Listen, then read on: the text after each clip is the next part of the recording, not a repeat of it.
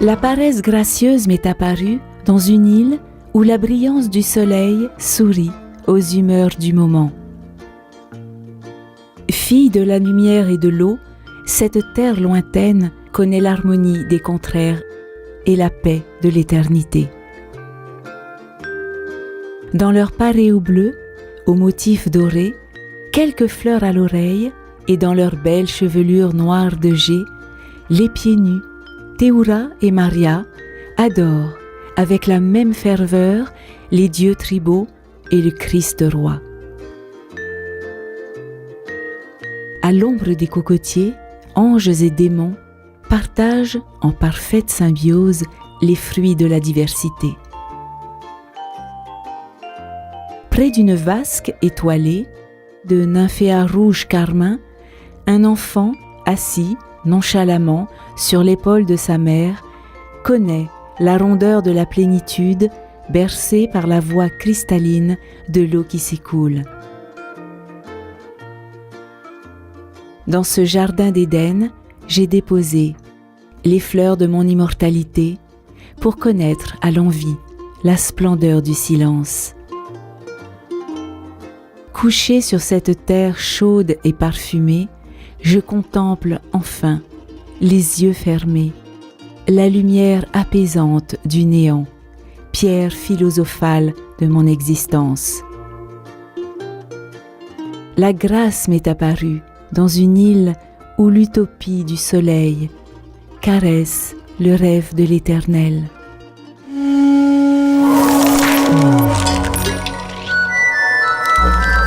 Le chant lyrique s'ancre dans un espace et un temps précis. Réécoute le premier verset et l'avant-dernier verset d'Utopie. La paresse gracieuse m'est apparue dans une île où la brillance du soleil sourit aux humeurs du moment. Couché sur cette terre chaude et parfumée, je contemple enfin, les yeux fermés, la lumière apaisante du néant, pierre philosophale de mon existence.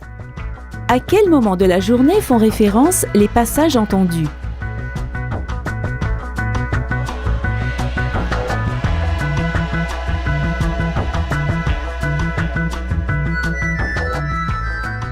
Dans le premier verset, l'apparition ou révélation « La paresse gracieuse m'est apparue » est liée à la lumière aveuglante, à la brillance du soleil ou à son zénith.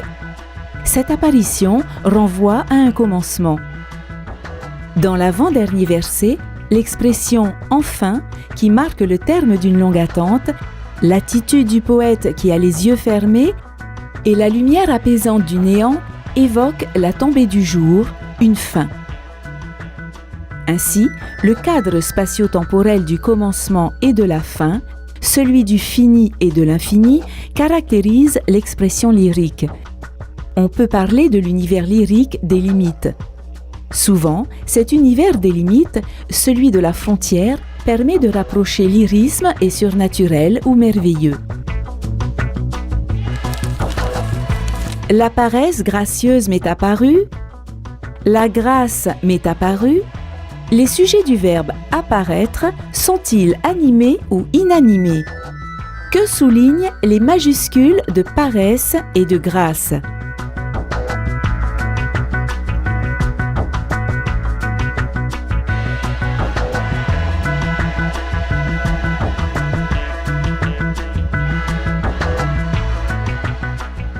La paresse gracieuse et la grâce apparaissent comme des personnages réels. Les majuscules les personnifient. Il s'agit d'un effet de style appelé personnification ou allégorie. En quoi ces personnifications appartiennent-elles au surnaturel ou au merveilleux ?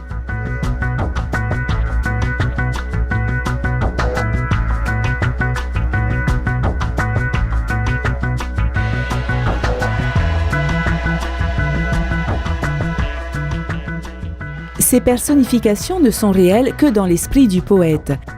Elles appartiennent à sa vision poétique des êtres et des choses.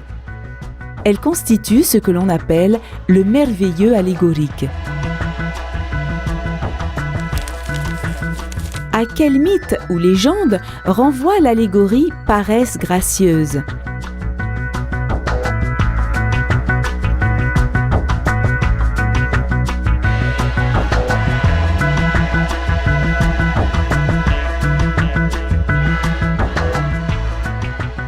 Il s'agit du mythe de l'âge d'or. Les Grecs croyaient que les humains, à une époque très ancienne, correspondant au règne du dieu Cronos, avaient mené une vie paradisiaque. Et dans le merveilleux chrétien, cela renvoie au paradis terrestre, à l'Éden. La grâce m'est apparue dans une île où l'utopie du soleil caresse le rêve de l'Éternel. L'expression finale « l'Éternel » dotée d'une majuscule renvoie à Dieu. Mais quel est donc le rêve de l'Éternel? À quel titre et à quel lieu se réfère-t-il?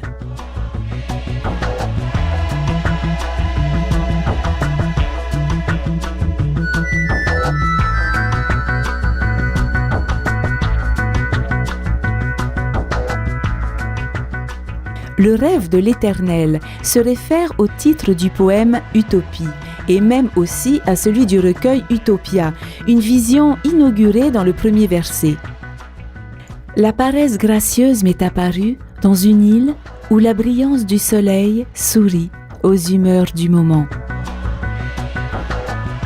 Dans Utopie, toutes les formes du merveilleux associées à l'univers lyrique des limites nourrissent la vision du poète. Rappel de l'âge d'or sous le règne de Cronos ou celui de Théti sous le règne de Ta'aroa. Et enfin, quelles sont les diverses formes du merveilleux qui concourent au mystère du texte?